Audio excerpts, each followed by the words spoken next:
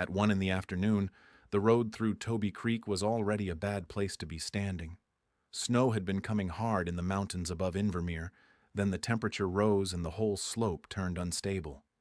A bulldozer was out clearing an earlier slide from the road, pushing wet avalanche debris aside while one highway worker stood farther off as flagman and lookout, watching the slope called the Little Dragon Slide. He was there to warn the machine operator if the mountain moved again. Instead, the mountain moved faster than any warning could travel. The bulldozer operator saw the avalanche break loose and come down, but he could not get the words to the lookout in time. The machine operator lived. The man on foot vanished in the snow. The time was about 1300 hours on January 30th, 1960, and for everyone who saw the slide hit, the question stopped being whether he was trapped. It became whether anyone buried by that much snow could still be alive by the time they reached him. The place was 17 miles northwest of Invermere, British Columbia, along the Toby Creek Road, in country where road crews worked under direct threat from avalanche paths every winter. The snow that week had come heavy. Then the temperature rose above freezing, which was exactly the kind of change that could turn a loaded slope into a wet, moving wall. Avalanche work on mountain roads was not careful in the modern sense. Men still had to stand in exposed places, watch dangerous terrain, signal equipment, and trust their own judgment against whatever was hanging above them. On that day, the buried worker was 59 years old, a highway employee doing a job that required him to stay in the path of hazard while others focused on the machine and the road. Later accounts in Avalanche survival literature would remember the case for how impossibly long he remained under the snow. But at the moment he disappeared, nobody around him was thinking about records. They were thinking about digging. The bulldozer operator contacted the RCMP in Invermere and other highway personnel and began searching immediately. Within an hour, about 40 men were on the deposit with shovels, but random digging in avalanche debris is slow, exhausting work, especially when the victim has vanished completely and there are no obvious clues on the surface. Kootenay National Park search and rescue men were called in by the RCMP, bringing probes and shovels. A doctor joined them. Even getting the rescuers into place was dangerous. As they drove up the Toby Creek Road, another avalanche came down between their truck and the doctor's car, a brutal reminder that the mountain had not finished. Once they reached the site, the search was split. Some worked a probe line near the last seen point. Others searched the deposit more broadly. More probes were requested from Invermere. Every minute mattered, but every minute also increased the chance that another slide would take rescuers too. At one point, someone thought he heard a shout near the last seen point. The line concentrated there and searched for over an hour, but nothing came of it. The sound might have been real. It might have been wishful thinking.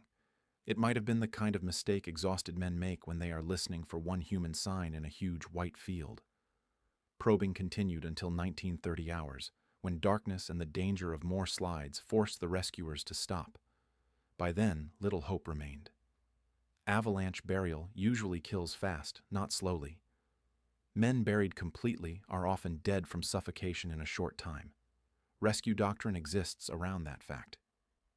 This case would later be cited in a wilderness medicine article as North America's longest live avalanche recovery, found after 25.5 hours with a washtub-sized airspace around his head.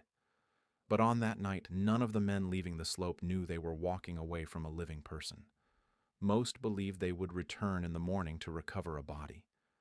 Daybreak on January 31st brought no miracle at first.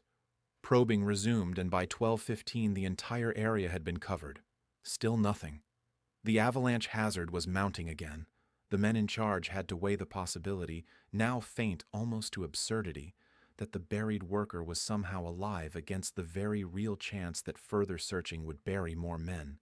They called the probe teams off. Then bulldozers began removing snow from the road in the hope that the body might finally be found mechanically. It was no longer really a rescue in anyone's mind. It was recovery with heavy equipment.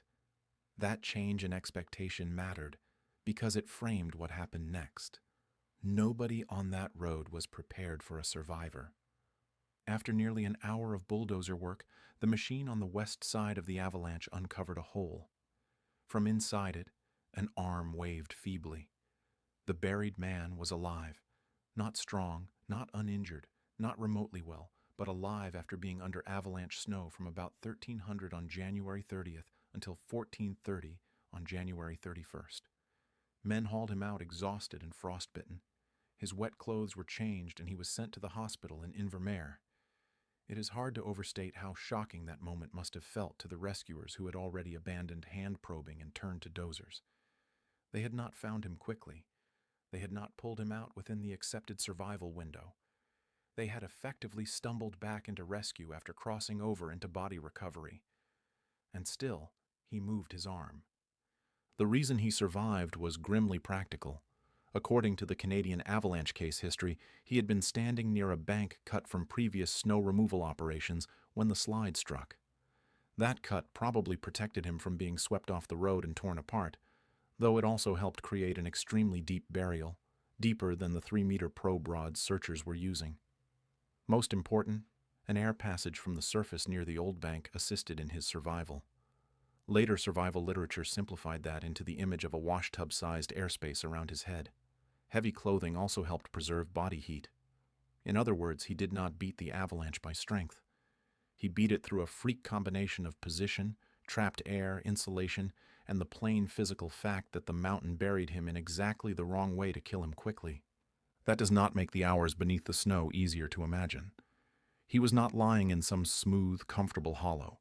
He was pinned in darkness under 6 to 12 meters of avalanche debris in places, breathing through a narrow path of air, wet, freezing, and unable to free himself.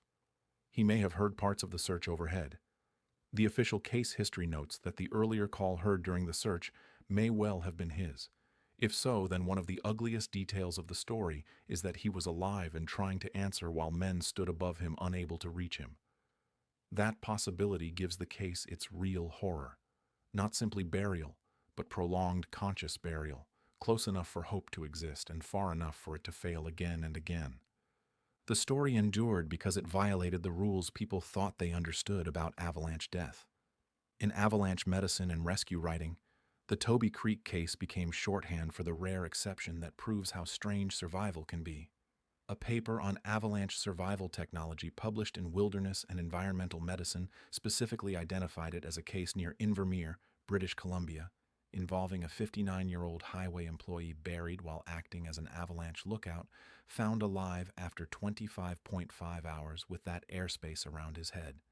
That is why the story keeps resurfacing in survival analysis. It was documented.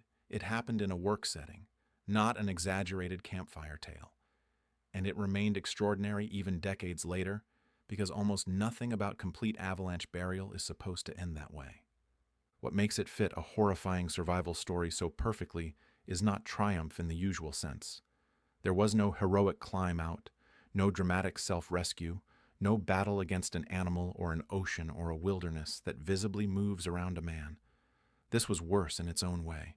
He was erased in seconds, sealed into cold darkness, searched for, nearly given up for dead, and then found alive only because a bulldozer uncovered the space where he had been enduring the impossible. The mountain had already done everything it normally does to finish a person. It buried him deeper than the probes could reach. It trapped him through a night that should have ended him. And still, 25.5 hours later, he raised an arm. Thank you for listening to Horrifying Survival Stories. Subscribe for more stories of those who faced the impossible and lived.